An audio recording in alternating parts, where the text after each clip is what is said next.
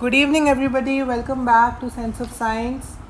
So, today we are here with a new video on the topic chemical kinetics, and in which we'll be doing the subheading of integrated rate equation for zero order reactions.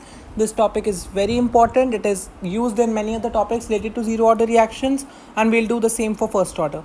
Other videos on half lives and calculation of half lives, expression for rate constant, and all are there on the channel. You can watch them under the playlist of chemical kinetics.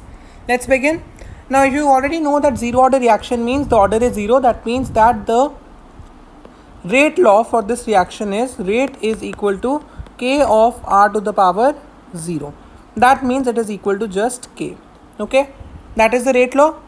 The meaning of this is that rate is equal to k means that the concentration is not a factor in the rate. The rate of a zero order reaction is independent of concentration. So it is independent of this. This you already should know from the basics. I will come up with that as well. Okay. Now you already should know that rate is actually the rate of change of reactants, and it can be written as dr by dt. Okay, which is equal to k. Now reactants always are decreasing in a reaction. When you write a general chemical reaction, it is this: reactant to product, reactant will decrease and product will increase. So to show the decrease, we put a negative sign here. Okay. Now from this differential rate equation, this is in the form of a derivative, so it is called as the differential rate equation. I will write that term here. It is called as your differential rate law or rate equation, the same thing. Okay, using this only we will integrate it and we'll get the integrated rate equation. That is our agenda. Let's do the same thing. For this, what you can do is just transpose this and you get dr is equal to k dt, and you just take the negative sign here for the convenience. Okay, now you integrate both sides. Okay, so the next step you will be doing is integration, and when you integrate anything with d, the d gets removed and you get the same thing as r here. Okay, this is the basics of integration. K is a constant, so it comes out as it is, and dt, again the d gets removed, so this becomes minus kt. Okay, constants come out, and when anything which is there with d gets removed. Okay, this is what, and plus we will add a constant which can be I or C. NCERT prefers I, so we write I, which is the constant of integration. We always put a constant when we are not putting limits in indefinite integration. Okay, this is the expression. Now to get the final integrated rate equation, I just need to get the value of this I. If I get the value of this I will get the final integrated rate equation. What do I do? Simply what you do at time t0. Now when the reaction did not start, that means t was equal to 0, the reaction was about to start but it did not start. At that time you should know that the concentration of reactant, which is written as R, is equal to the initial concentration. Initial concentration we always write as R0. Okay.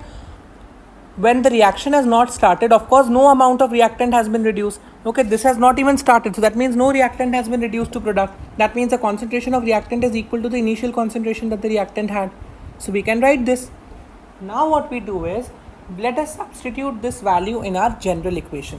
What was the general equation? This was the general equation. What do we do here? In this equation, that was R is equal to minus kt plus I. What we can do is at time t0, R becomes R0 equal to minus k into time is 0 into 0 plus I. K into 0 becomes 0, I remains as it is, and this becomes R0.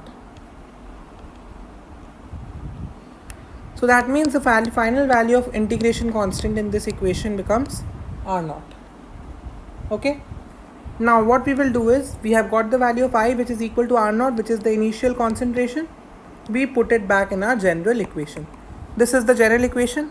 So we put the value of I in the general equation. What do we get? R is equal to minus kt plus I. This was the general equation. Now I, you already know, is equal to R0. So just put the value and you will get the integrated rate equation, minus kt plus R0. This is the final equation. So this is your zero order. Okay. Just as per convenience, we write the final equation in terms of k. So just rearrange it and write it in terms of k. You will get R minus R0 by T is equal to minus K. but we can't write it in terms of minus k, so put the minus here, so the sign changes and it turns out to be r naught minus r by t, okay, is equal to k. This is the final equation and this is what you will be using in your numericals. This is the most convenient form we use in the numerical. Just understand why it changed off, because we put the minus sign here, so the inequality changed and we got this. The sign changed, not the inequality. Okay, so that was all about the integrated rate equation. You can use both these forms. This form number 1 is acceptable and form number 2 is also acceptable. In the next video we will be doing the graphical representation of this reaction and understand how it works as a equation of straight line as well. Okay, with that we close the class. Thank you. Please subscribe the channel.